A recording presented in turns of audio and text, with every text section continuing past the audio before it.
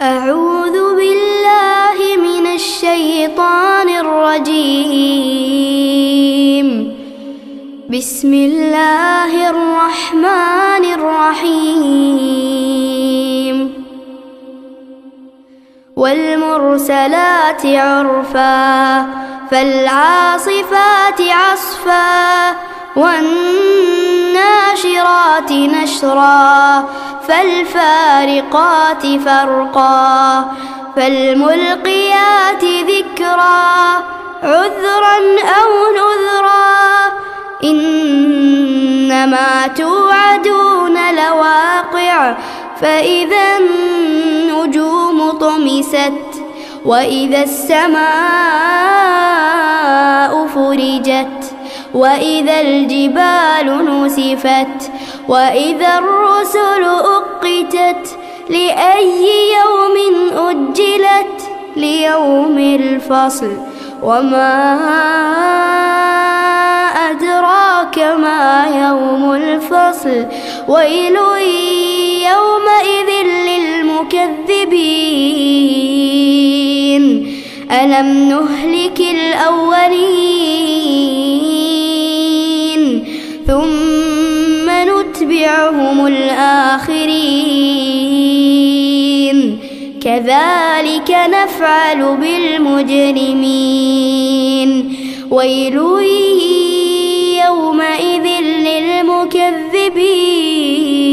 للمكذبين ألم نخلقكم من ماء مهين فجعلناه في قرار مكين إلى قدر معلوم فقدرنا فنعم القادرون ويل يومئذ للمكذبين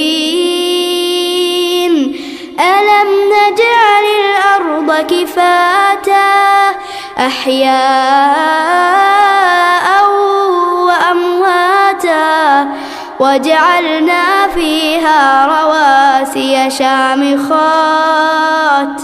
وأسقيناكم ماء فراتا ويل يومئذ للمكذبين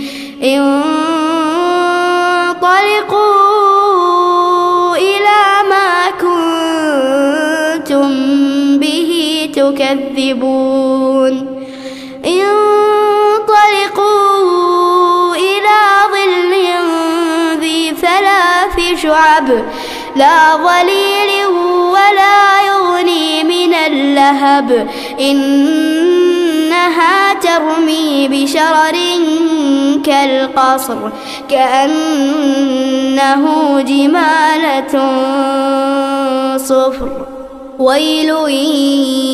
يومئذ للمكذبين هذا يوم لا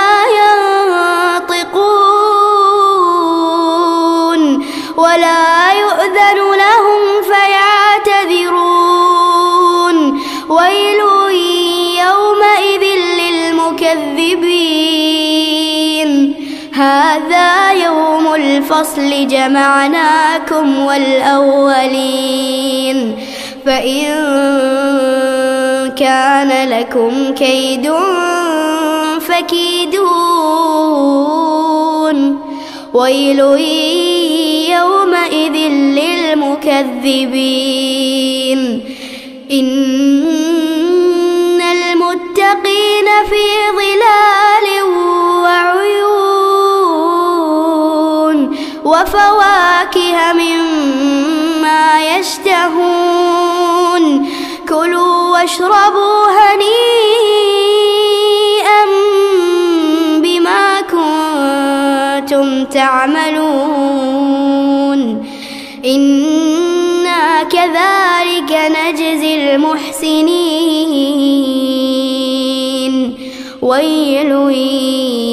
يومئذ للمكذبين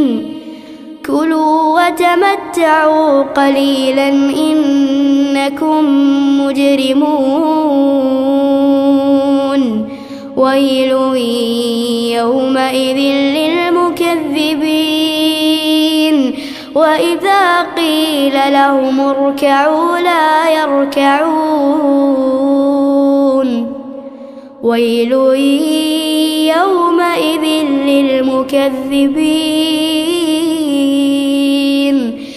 فبأي حديث